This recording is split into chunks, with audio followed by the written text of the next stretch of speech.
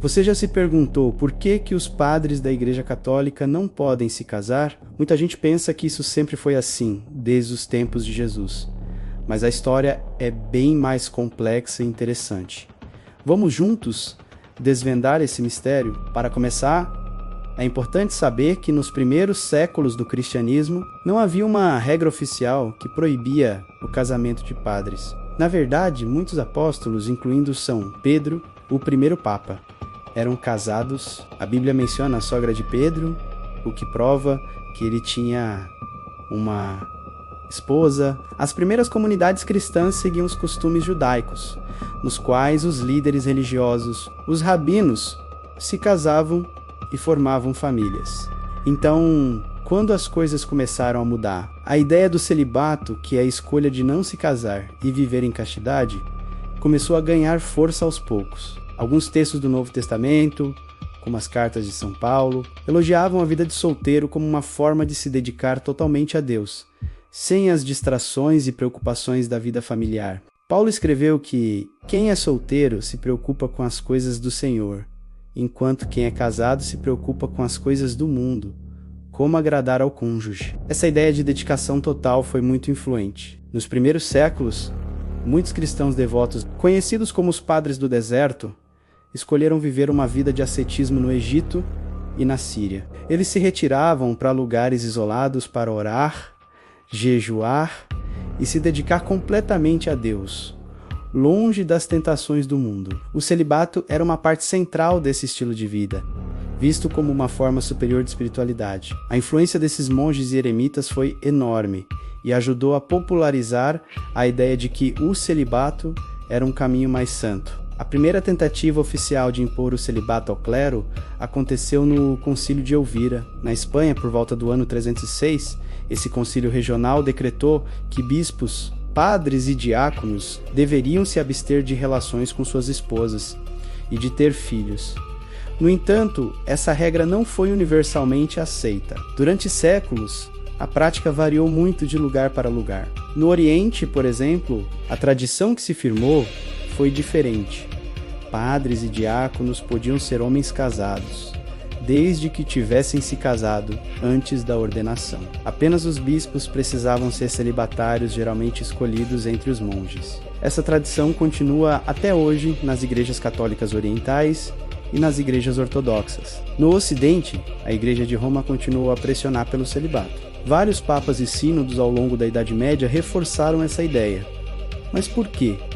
Havia várias razões. Uma delas era espiritual. Como já falamos, a ideia de que um padre celibatário poderia se dedicar de corpo e alma a Deus e à sua comunidade, como se estivesse casado com a igreja. Ele seria um pai espiritual para todos, sem se dividir entre a família de sangue e a família da paróquia. Mas também existiam razões muito práticas e, digamos, terrenas. Durante a Idade Média, a igreja se tornou uma instituição extremamente poderosa e rica, com vastas propriedades de terra e bens. Havia uma preocupação real de que, se os padres tivessem filhos, eles tratariam seus cargos e as propriedades da igreja como herança de família. Imagine um padre passando sua paróquia e suas terras para o filho, como se fosse um feudo. Isso poderia fragmentar o poder da igreja e criar dinastias de famílias clericais. O celibato obrigatório ajudava a garantir que, após a morte de um padre, os bens e o cargo voltassem para o controle da igreja, mantendo seu poder centralizado em Roma.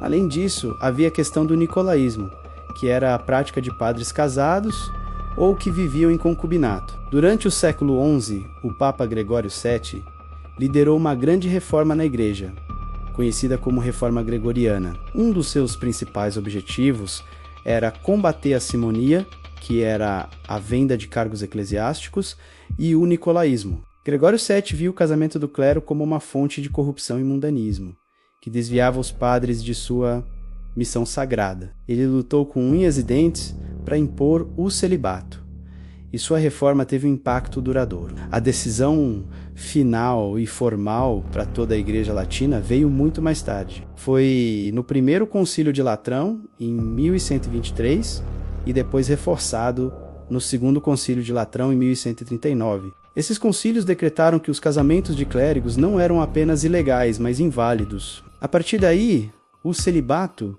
se tornou uma lei canônica obrigatória para os padres da Igreja Católica Romana. Essa decisão foi reafirmada séculos depois no Concílio de Trento no século XVI, em resposta à Reforma Protestante. Líderes protestantes como Martinho Lutero, que era um ex-monge e se casou com uma ex-freira, criticaram duramente o celibato obrigatório, argumentando que não tinha base bíblica e era uma fonte de imoralidade. Em resposta, a Igreja Católica dobrou a aposta, defendendo o celibato como um dom especial de Deus e uma marca da tradição apostólica. Então, resumindo, o celibato sacerdotal não é uma doutrina que veio diretamente de Jesus ou dos apóstolos, é uma disciplina eclesiástica, ou seja, uma regra da Igreja, que evoluiu ao longo de mais de 1000 anos. Ela foi moldada por uma mistura de razões espirituais, como a dedicação total a Deus, e razões práticas, como a necessidade de proteger o patrimônio e a unidade da Igreja. Hoje,